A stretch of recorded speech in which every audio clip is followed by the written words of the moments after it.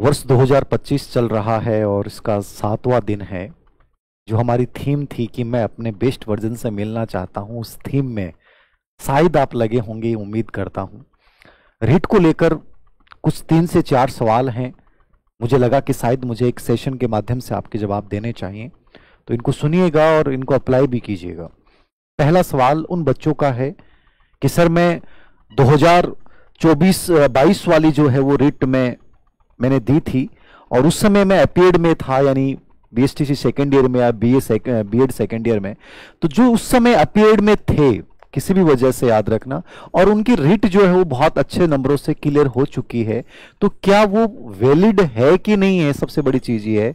तो मैं आपको बता देता हूं कि ये रीट का जो सर्टिफिकेट होगा वो वैलिड रहेगा, इसमें कोई दो राय नहीं है, आप निश्चिंत रहें। लेकिन कहीं ना कहीं अपने मन में एक सवाल आता है, क्योंकि बोर्ड की तरफ से इसका कोई स्पष्टीकरण जारी नहीं किया गया, तो आपके मन में आता है कि सर कोई तो कहता है दे लेनी चाहिए, कोई कहता नहीं दे लेनी चाहिए।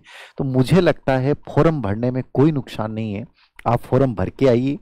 आपके अच्छे नंबर आते हैं तो वेल गुड, नहीं आते हैं तो कोई टेंशन नहीं, वो सर्टिफिकेट भी वैलिड रहेगा। और यदि नंबर ज्यादा वाला वो है तो वो उसी को लगाना है, और नंबर कम आ जाते हैं तो उसको रख लेना है। तो इस बात को लेकर कभी भी कोई तनाव मत लीजिए कि सर दोबारा फॉर्म हमें लगाना चाहिए कि नहीं लगाना चाहिए। आपको लगता है कि मेरे डिस्टरबेंस नहीं हो रहा है, मैं किसी एग्जाम की ऐसी तैयारी नहीं कर रहा हूं, जैसे ग्रेड 3 की तैयारी कर रहे हो, तो ग्रेड 3 का भी विज्ञापन नहीं आया है, तो आपके पास मौका है, आप रीट फॉर्म का लगा दें, एक प्रकार से मॉक अभ्यास हो जाएगा आपका उस एग्जाम के माध्यम से।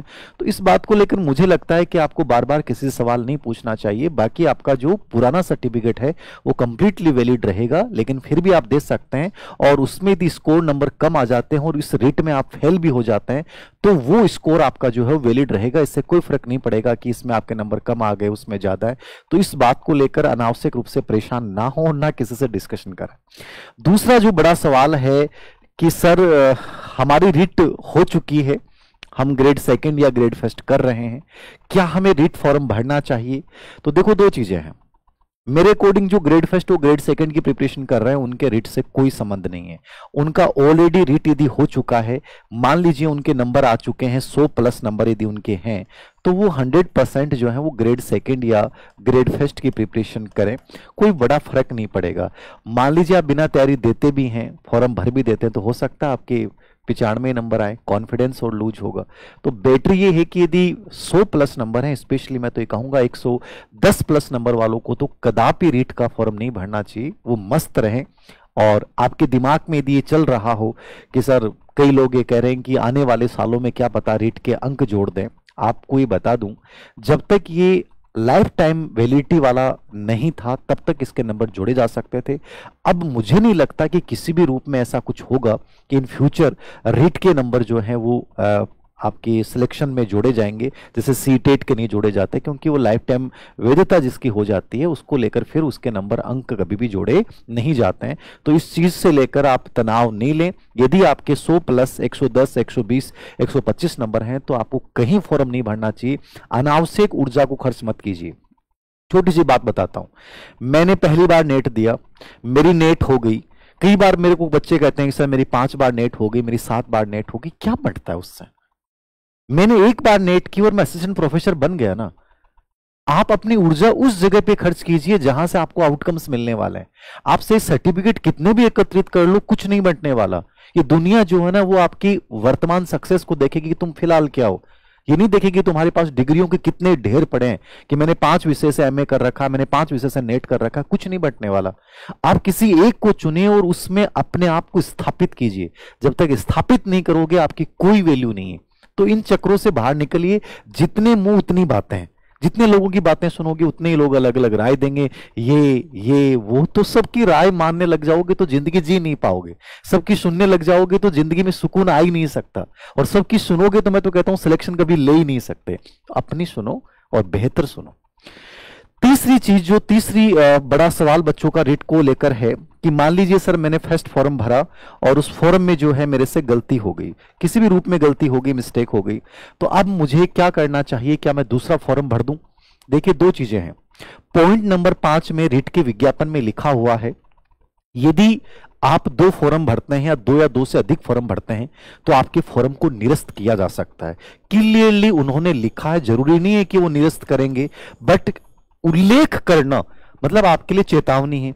उसमें यह भी लिखा है कि मान लीजिए आप 2 फॉर्म लगा देते हैं तो आप वेबसाइट पे जाइए और वेबसाइट पे जाने के बाद किसी एक फॉर्म का चयन कर लीजिए कि मुझे ये फॉर्म रखना है, उसको टिक लगा दीजिए, दूसरा उस समय विड्रॉल कर लीजिए।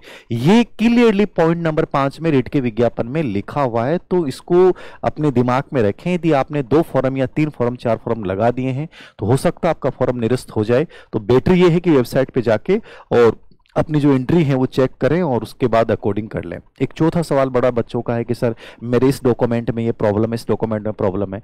देखो, माध्यमिक शिक्षा बोर्ड ने क्लियरली रिट में लिखा है कि 10th का जो सर्टिफिकेट है उसके आधार पे आपकी सूचनाएं भरी जाएं, उसमें जो लिखा गया है उसी को प्रमाणिक माना जाएगा।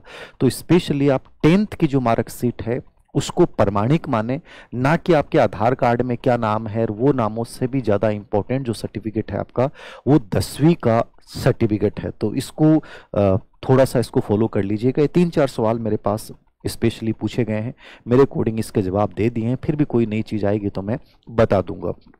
एक बड़ा इशू ये है कि सर रिट में टाइम बहुत कम बचा, निश्चित रूप से बहुत कम टाइम बचा है। और जब पहली बार जो रिट पात्रता एग्जाम दे रहे हैं उन बच्चों के लिए बहुत इंपॉर्टेंट एग्जाम भी है।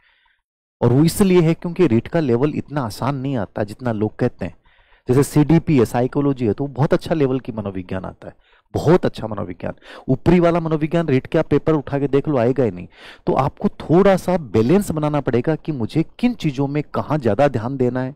पूरे पाठ्यक्रम का विश्लेषण कीजिए, कौन सा पार्ट आपका कमज़ोर है उस पर वर्क कीजिए। थोड़ा सा ये महीने 1.5 महीने की यदि मेहनत ढंग से कर लेते हो, सटीकता के साथ कर लेते हो तो रीट हो जाएगी। रीट होने का मतलब ये है कि हमेशा के लिए एक टेंशन दूर हो जाएगी। इन फ्यूचर ये कॉन्फिडेंस रहेगा कि यार कोई भी एग्जाम दे सकता हूँ। उसके बाद चाहे आप कोई भी परीक्षा दो या नहीं दो, आपका विषय है, बट कम से कम इसको ईमानदारी के साथ आपको करना चाहिए। साइकोलॉजी को लेकर बहुत सारे बच्चों की सर सवाल हैं कि सर साइकोलॉजी यूट्यूब पे करवा दें। तो मैं एक काम करूंगा कि आज या कल से एक स्टार्ट करेंगे, हम श्रृंखला प्रारंभ करेंगे पेशेंट के नाम से। उसमें क्या करेंगे, आपको टॉपिक्स दे दिया जाएगा कि मान लीजिए आपके पास अवनी वाली कोई भी बुक है, साइकोलॉजी की समग्र है या रिट वाली बुकलेट है या ऑब्जेक्टिव है, तो उसमें हम पेज दे देंगे कि ये पेज जो है आप पढ़ लीजिए। और वहाँ से हम 10-12% जो है वो आपको अवनी एजुकेशन ऐप के ऊपर आपको टेस्ट देने का मौका मिलेगा। उसके बाद उन्हीं को मैं यूट्यूब के ऊपर पूरा सॉल्यूशन करवा दूंगा, समझा दूंगा, जिससे आपके पूरा टॉपिक क्लियर हो जाए। और उसमें यह भी बता दूंगा कि यहाँ से ऐसा प्रश्न आता है, इन चीज़ों को देख लें। ये उन बच्चों के लिए है जो बच्चे ऑनलाइन अवनी एजुकेशन ऐप या साइकोलॉजी का कोर्स नहीं ले पाते हैं, उनकी अपनी प्रॉब्लम्स हो सकती हैं।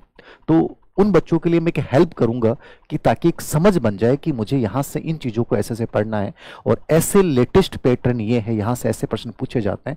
ये मेरा प्रयास रहेगा। तो मेरे अनुसार मैंने लगभग सभी सवालों के जवाब दे दिए हैं। आप सभी को शुभकामनाएं और मेहनत करते रहिए। 2025 हमारे जीवन का सबसे बेस्ट ईयर साबित होना चाहिए। Thank you.